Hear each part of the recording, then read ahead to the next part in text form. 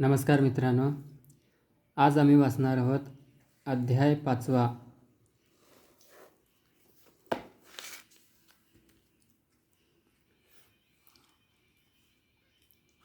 कर्मसन्यास योग.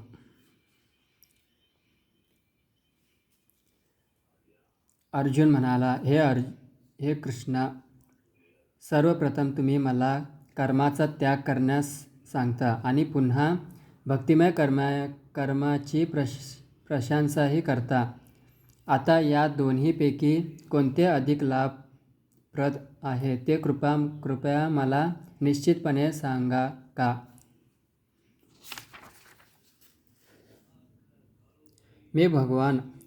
श्री भगवान म्हणाले, कर्माच्या संन्यास आणि भक्ती कर्म असे दोन्ही मार्ग मुक्ती देण्यास चांगले आहेत, परंतु या दोन्हीपैकी भक्तियुक्त कर्म हे कर्मसन्यासापेक्षाही अधिक श्रेष्ठ आहे.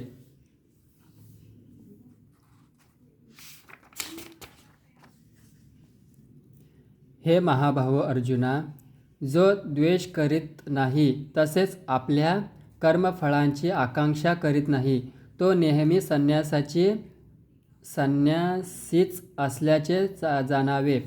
सर्व प्रकारच्या द्वंद्वातून मुक्त असणारा असा मनुष्य सहजपणे भौतिक बंधन पार करून पूर्णपणे मुक्त होतो. केवळ अज्ञानी लोकच भक्तियोग, कर्मयोग, भौतिक जगताच्या विश्लेषणात्मक अध्यायापासून सांख्ययोग भिन्न आहे असे म्हणतात. वास्तविक ज्ञानी पुरुष म्हणतात की या दोन्ही मार्गापैकी कोणत्याही एका मार्गाचे चांगल्या रीतीने जो अनुसरण करतो त्याला दोन्ही मार्गाचे फळ प्राप्त होते. सांख्ययोगाद्वारे प्राप्त होणारे स्थान भगवत भक्तीद्वारेही प्राप्त होऊ शकते. हे जाणून सांख्ययोग आणि भक्तियोग एक समान असल्याचे पाहणारा मनुष्यच यथार्थ दृष्टीने पाहणारा होय. भगवत भक्तीमध्ये युक्त न होता केवळ सर्व कर्मापासून संन्यास घेतल्याने मनुष्य सुखी होऊ शकत नाही, परंतु भक्तीमध्ये युक्त असलेला मुनी विनाविलंब ब्रह्माची प्राप्ती करतो. जो भक्तिमय कर्म करतो, विशुद्ध आत्मा आहे आणि आपले मन तथा इंद्रिये संयमित करतो, तो सर्वांना प्रिय असतो आणि सर्वजण त्याला प्रिय असतात. असा मनुष्य कर्म करीत असूनही कधीच बद्ध होत नाही.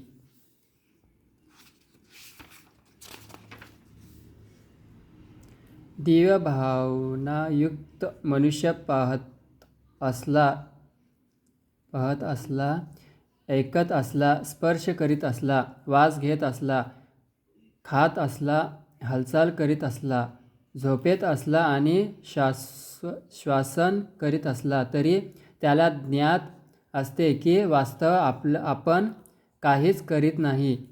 बोलताना, उत्सर्जन करताना, स्वीकार करताना किंवा डोळ्याची उघड झाप करताना तो नेहमी जाणतो की केवळ भौतिक इंद्रिये आपापल्या विषयामध्ये संलग्न आहेत आणि आपण स्वतः त्यांच्यापासून अलिप्त आहोत.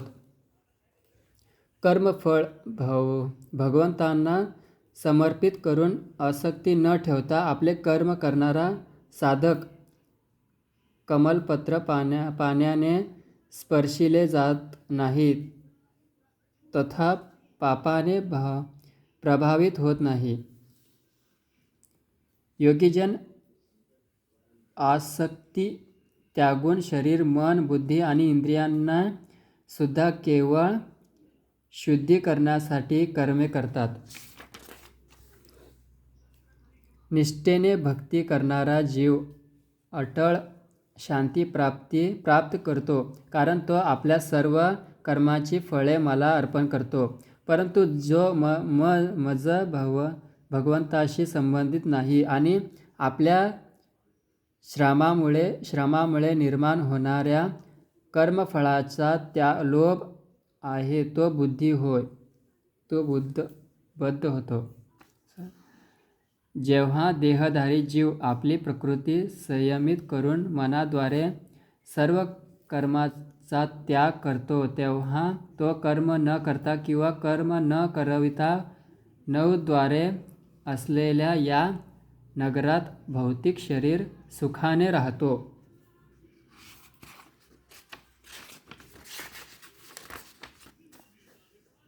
नाही तसेच तो लोकांना कार्य करण्यास प्रवृत्त करीत नाही किंवा कर्मफळेही निर्माण करीत नाही. हे सर्व कार्य प्रकृती गुणाद्वारे केले जाते. तसेच भगवंत कोणतेही पाप किंवा पुण्य ग्रहण करीत नाहीत. तथापि देहधारी जीव वास्तविक ज्ञान आच्छादित करणाऱ्या स्वतःच्या अज्ञानामुळे मोहित होतात. तथापि जीव जेव्हा अज्ञानाचा नाश करणाऱ्या ज्ञानाने प्रवृत्त होतो, तेव्हा सूर्याने दिवसा सर्व वस्तू प्रकाशित करण्यात तद्वत त्याचे ज्ञान सर्व गोष्टी प्रकट करते.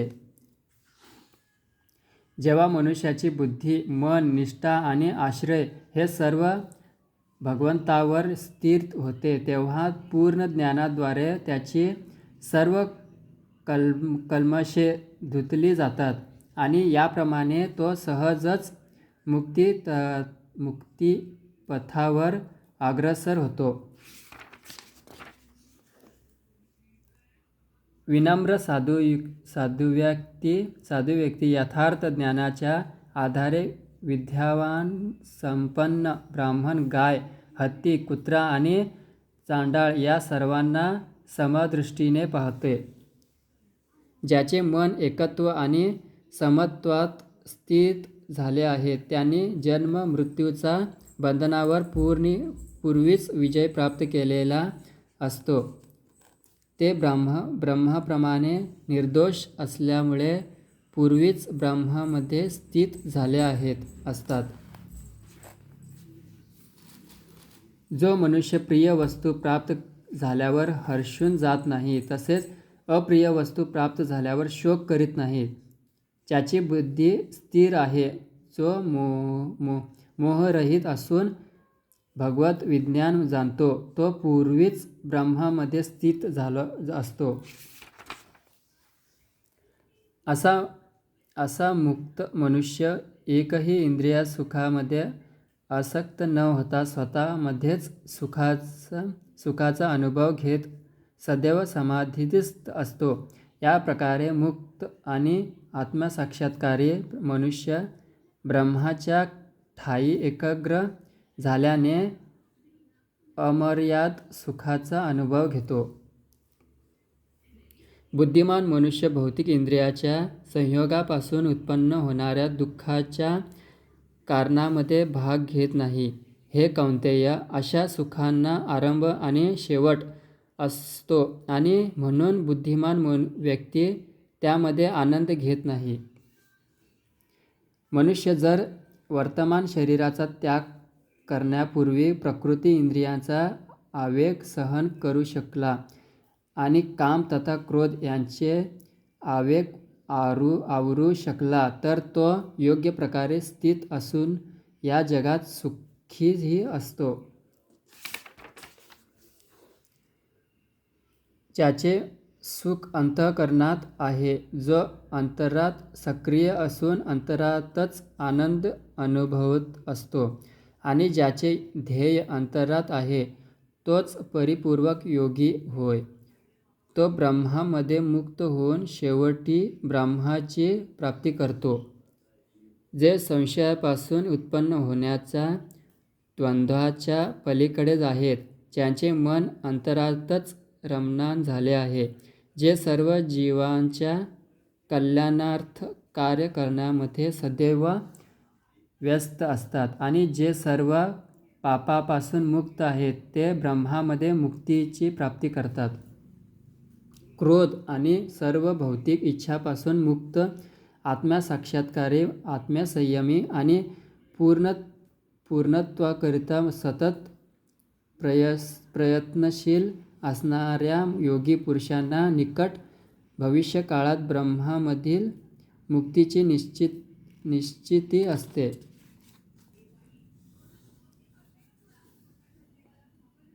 सर्व ब्रह्म इंद्रियाविषयी दूर ठेवून दोन भुवनांमध्ये दृष्टी एकाग्र करून नाक पुड्यामध्ये प्राण आणि अपान वायूंना सभ्यावस्थेत आणून आणि याप्रमाणे मन, इंद्रिय तथा बुद्धी संयमित करून मोक्षप्राप्तीचे ध्येय ठेवणारा मुनी इच्छा, भय आणि क्रोधापासून मुक्त होतो.